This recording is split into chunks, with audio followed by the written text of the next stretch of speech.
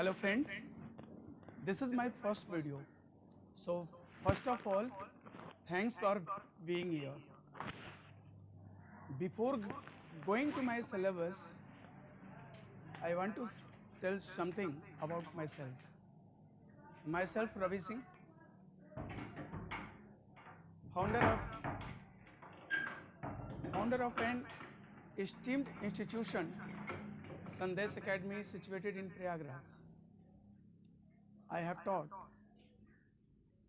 approximately 1.5 lakh students who are serving well in different fields.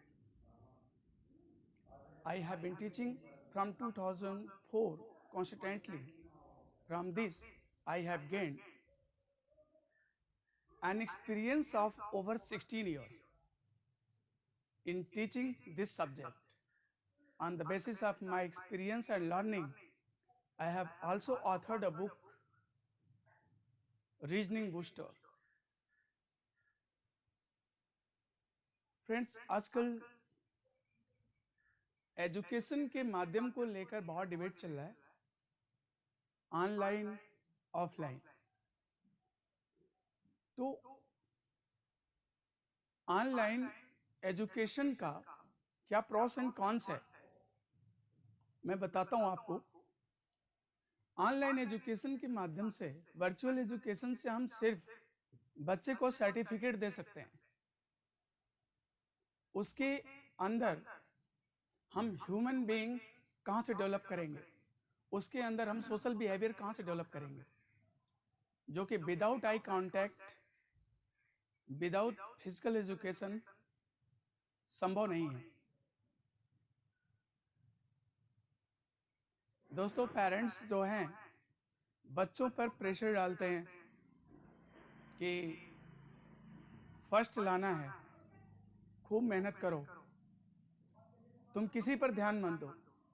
Listen here, किसी के बारे में मत सोचो, सिर्फ अपने बारे में सोचो। By hooks and crooks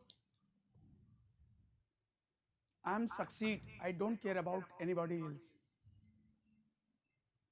parents हमेशा यही कहते हैं, आगे बढ़ो, अपने बारे में सोचो, लेकिन कभी ये जानने की कोशिश नहीं करते कि बच्चे की खुशी किस में है, बच्चा क्या चाहता है, वो कैसे खुश होता है। कोई सिंगर बनना चाहता है, कोई स्पोर्ट मैन बनना चाहता है, कोई सर्विस में जाना चाहता है, कोई आर्टिस्ट बनना चाहता है। तो हमें ये देखना है कि बच्चा किस में खुश है, उसको उसकी खुशी किस में है। अगर पेरेंट्स इसके बजाय अगर बच्चे से ये पूछें कि तुमने किसी के चेहरे पे मुस्कुराहट लाया, तुमने आज कौन सा अच्छा काम किया, तुमने लोगों की मदद करनी चाहिए, तो बच्चा इस थॉट के साथ डेवलप होगा और आगे चलकर एक अच्छा नागरिक बनेगा। Friends, education is beyond marks, education is beyond grades, education is what you learn। Education के माध्यम से सिर्फ सर्टिफिकेट देना नहीं है, हमें बच्चे के अंदर as a educator, as a parents, as a big brother, उसके अंदर मुझे ह्यूमन बीइंग्स डेवलप करना है, सोशल बिहेवियर डेवलप करना है, ताकि बच्चे को लगे कि सिर्फ सर्टिफिकेट ही इंपॉर्टेंट नहीं है, इसके अलावा भी ये चीज़ें भी इंपॉर्टेंट है।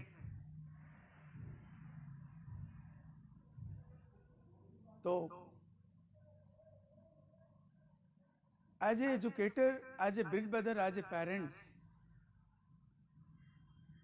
This is what you should develop for our student.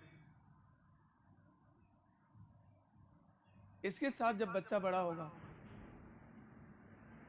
तो एक क्रिएटिव होगा, एंथुसियास्टिक होगा, टीचर्स को सिर्फ नॉलेज देना यही एक रिस्पॉन्सिबिलिटी नहीं है, इसके साथ साथ हमारी रिस्पॉन्सिबिलिटी ये भी है कि हम बच्चे के अंदर ह्यूमन बींग्स को डेवलप करें, सोशल बिहेवियर को डेवलप करें।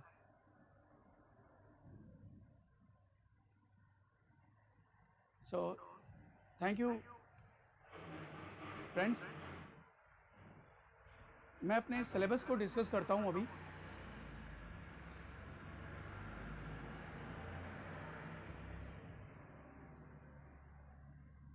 This is my syllabus.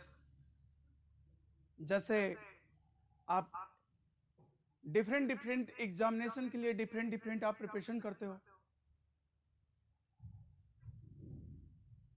UPSC, UPPSC, UP triple SC, bank PO, bank clerk, SSC, लेखपाल, BDO, SI, constable.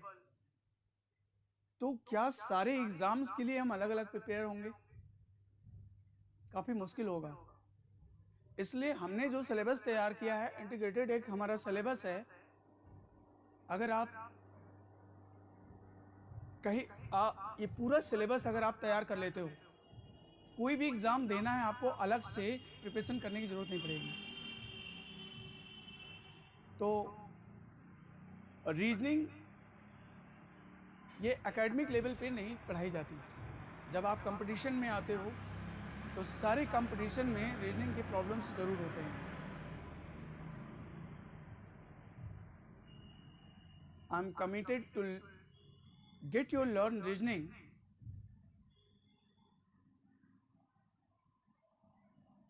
Bye an easy trick. Reasoning के अंतर्गत दो पार्ट होते हैं, एक वर्बल सेक्शन होता है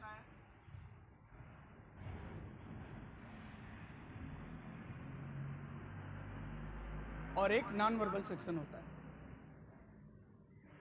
मेजर सेक्शन वर्बल सेक्शन होता है, मोस्टली प्रॉब्लम जो है वर्बल से पूछे जाते हैं, और जो नॉन वर्बल है 10% प्रॉब्लम नॉन वर्बल से भी पूछे जाते हैं एग्जाम में। तो वर्बल के 3 सेक्शंस हैं। पहला सेक्शन है बेसिक्स, दूसरा एनालिटिकल और तीसरा है लॉजिकल। फ्रेंड्स, अगर आप बेसिक्स और नॉन वर्बल कंप्लीट कर लेते हो तो कांस्टेबल, लेखपाल, बीडीओ, यूपीएसआई के लिए सफिशिएंट होगा, ऑल्सो एसएससी। लेकिन आपको बैंक पीओ देना है तो आपको एनालिटिकल पर फोकस करना होगा, एम्फेसाइज करना होगा। अब मैं इसके अलग अलग कंटेंट्स बताता हूं कि बेसिक्स में क्या है, एनालिटिकल में क्या है, लॉजिकल में क्या है। तो बेसिक्स का जो हमारा पहला चैप्टर है, बेसिक का जो हमारा पहला चैप्टर है वो है अल्फाबेटिकल सेक्शन।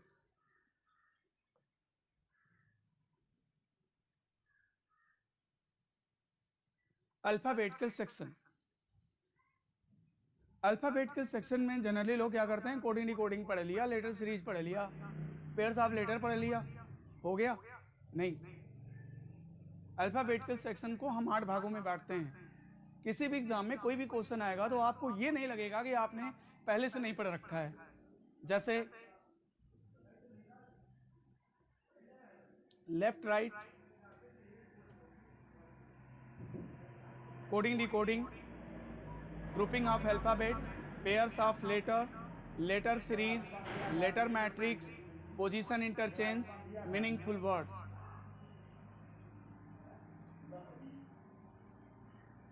मीनिंगफुल वर्ड्स,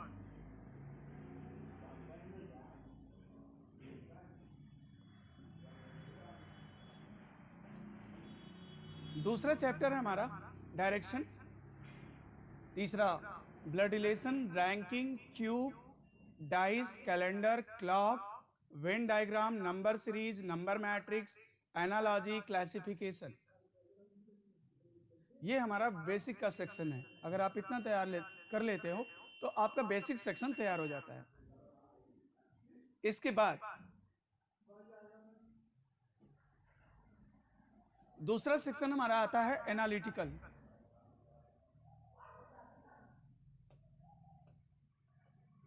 दूसरा सेक्शन है एनालिटिकल रीजनिंग का, जिसमें आपको कोडिंग डिकोडिंग, बाइनरी, सिलॉक्स, inequalities, machine input, puzzle, data sufficiency. ये 6 चैप्टर हैं जो बैंकिंग के पॉइंट ऑफ व्यू से बहुत ही इंपॉर्टेंट हैं। किसी भी क्वेश्चन से सिंगल क्वेश्चन नहीं आता, बल्कि 5 क्वेश्चन इनसे इस सेक्शन से पूछे जाते हैं। ओके, इसके बाद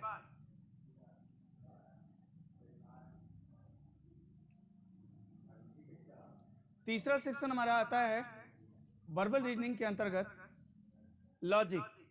लॉजिक में क्या है? Statement and assumption, statement and assumption, कथन एवं पूर्वानुमान। दूसरा है स्टेटमेंट एंड आर्ग्यूमेंट, कथन एवं तर्क। और तीसरा है statement and course of action, कथन एवं कार्रवाई। और चौथा है डिसीजन मेकिंग। तो ये हमारा वर्बल रीजनिंग का सिलेबस है। इसके बाद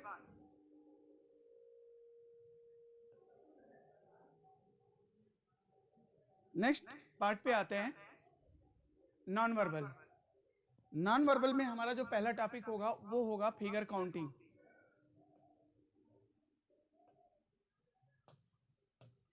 फिगर काउंटिंग, इसमें हम आपको स्क्वायर काउंट करना, रेक्टेंगल काउंट करना, ट्रायंगल काउंट करना, डायगोनल काउंट करना, ये सारी चीजें सिखाएंगे। दूसरा है mirror image and water image. तीसरा पेपर कटिंग एंड फोल्डिंग। चौथा है series, analogy, classification, completion of figure, embedded figure. आप इतना तैयार कर लेते हैं तो आपका नॉन वर्बल से पूछे जाने वाले क्वेश्चन जितने भी हैं सब कर लेंगे। इसके अलावा जनरल बैच के अलावा जो मेरा इंडिविजुअल रीजनिंग का जो बैच होगा उसमें 3 सेक्शन और ऐड हो जाएगा, permutation, combination and probability. It is the most logical phenomena of mathematics. तो जहां लॉजिक है वहां पे रीजनिंग है। तो रीजनिंग से रिलेटेड जो भी चीजें हैं, जैसे आप बेसिक्स में आप अगर तैयार करते हो आप, तो उसमें आप जो है डाइस तो पढ़ लेते हो, लेकिन डाइस की प्रोबेबिलिटी रह जाती है। कैलेंडर पढ़ते हैं, कैलेंडर पढ़ लेते हैं, कैलेंडर पर बनने वाले प्रोबेबिलिटी से जो क्वेश्चन है वो रह जाते हैं। तो प्रोबेबिलिटी के अंदर जो है मिसलेनियस हम सारी चीजों को लाते हैं। तो so friends, here it is my syllabus.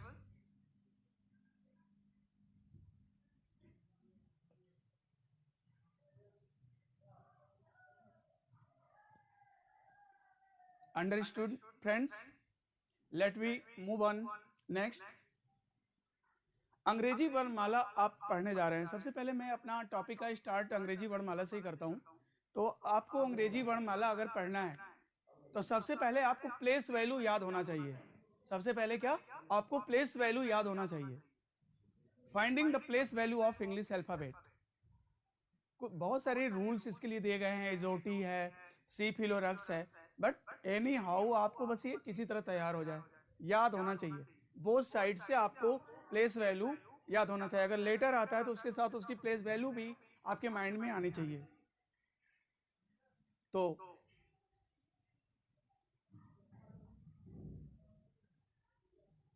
आप एक वर्ड याद करो, सी फिलोरक्स। 3 अक्षरों के गैप से देखो, मैंने अक्षर को उठा लिया है। सी का प्लेस वैल्यू 3 होता है, एफ का 6 होता है, आई का 9 होता है, एल का 12, ओ का 15, आर का 18, यू का 21, एक्स का 24। अगर आप इन 8 अक्षर के मान याद कर लेते हैं, अगर आपको इन 8 अक्षरों के मान याद हैं तो आप किसी भी लेटर की प्लेस वैल्यू बता सकते हैं।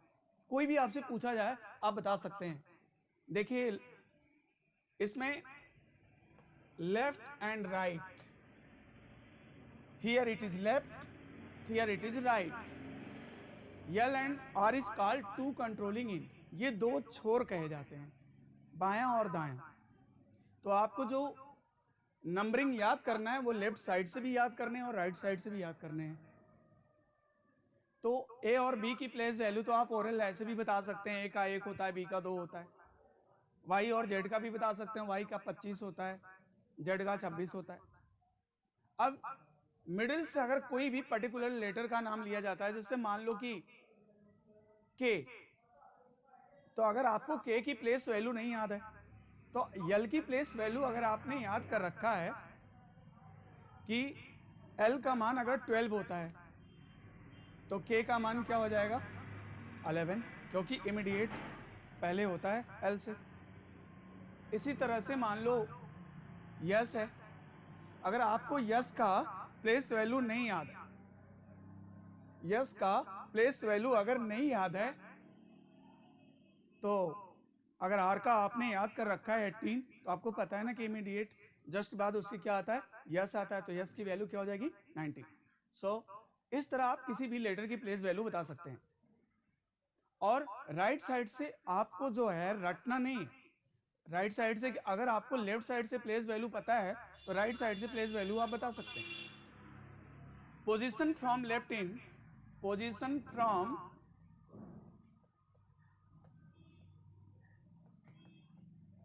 लेफ्ट इन बराबर 27 माइनस पोजीशन फ्रॉम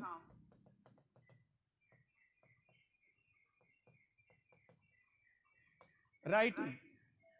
अगर आपको लेफ्ट से प्लेस वैल्यू याद है तो आप 27 से उसको घटा दीजिए, राइट से प्लेस वैल्यू आ जाएगी, क्योंकि किसी भी लेटर की प्लेस वैल्यू लेफ्ट और राइट से ऐड करने पर 27 आता है। जैसे मान लो एच है, लेफ्ट साइड से एच की प्लेस वैल्यू 8 होता है और राइट साइड से 19 होता है। अगर इसको हम ऐड करेंगे तो कितना हो जाएगा 27। तो अगर आपको साइड बदलना है तो 27 से सब्ट्रैक्ट कर दीजिए, साइड बदल जाएगी। तो इसको आपको रटना नहीं है। अगर आप यूजुअल पोजीशन में आप इसकी प्लेस वैल्यू याद कर रखे हैं तो रिवर्स ऑर्डर में भी इसकी प्लेस वैल्यू आप बता सकते हैं। Okay, understood friend? Let me move on next.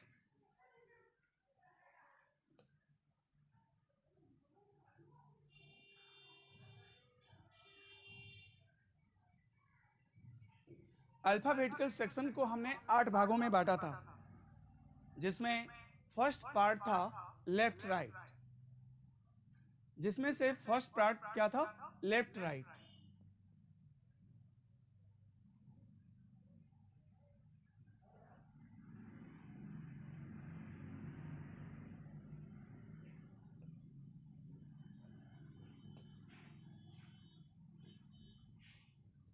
अंग्रेजी वर्णमाला में बाएं और दाएं का निर्धारण करते समय कुछ बातों का ध्यान रखना चाहिए। Before solving problems are based on left right, you should know certain concept.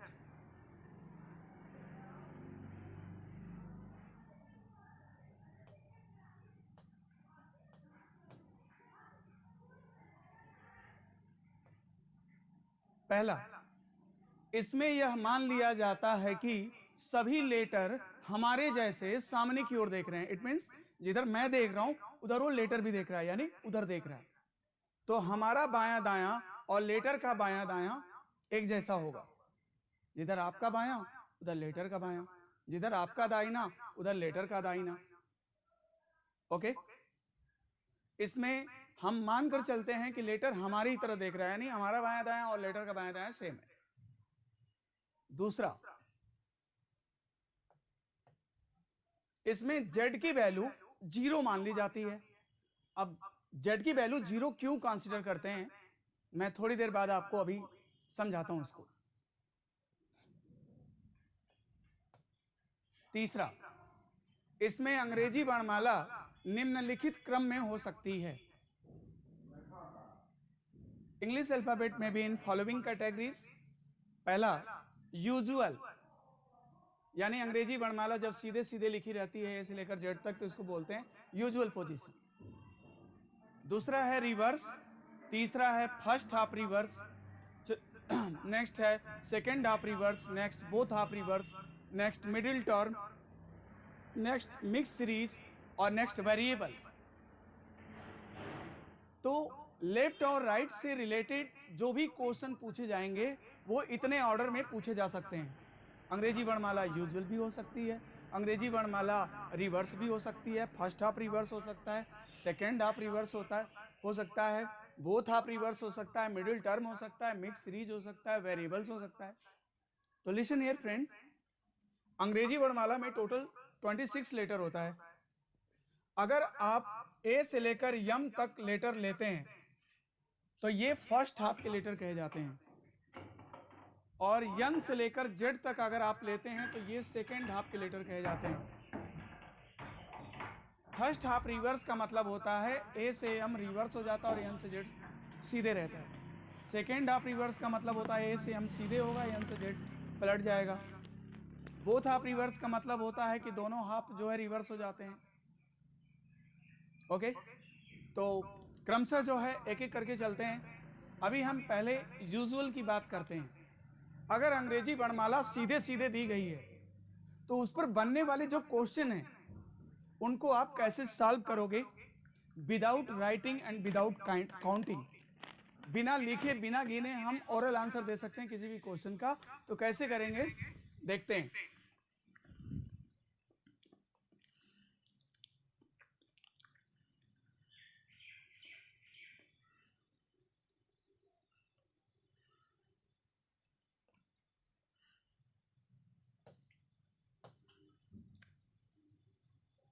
Usual position, जब अंग्रेजी वर्णमाला सीधे सीधी लिखी हो, यूजुअल पोजीशन में लिखी गई हो, ए से लेकर जेड तक अंग्रेजी वर्णमाला लिखी गई है।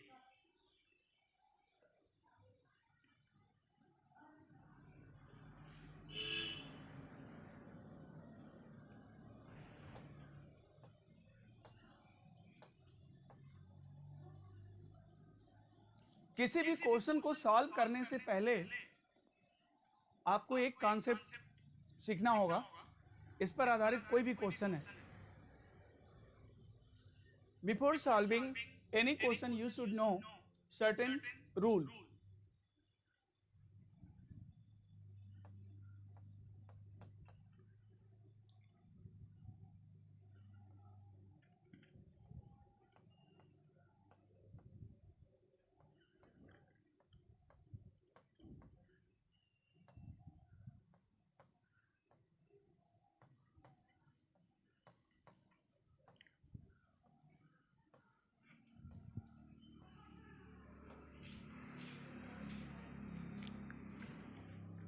अपोजिट डायरेक्शन होने पर हमें प्लस साइन का यूज करना है।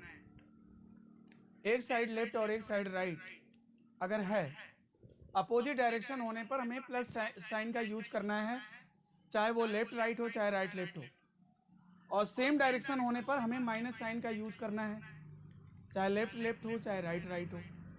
And always consider first position, और हमेशा हमें पहली स्थिति को लेना है। जो पहले रहता है उसी को नीचे लेते हैं। यल है तो यल लेते हैं, आर है तो आर लेते हैं। इस कॉन्सेप्ट से हम कोई भी क्वेश्चन को सॉल्व कर सकते हैं बिना लिखे और बिना गिने। ओरल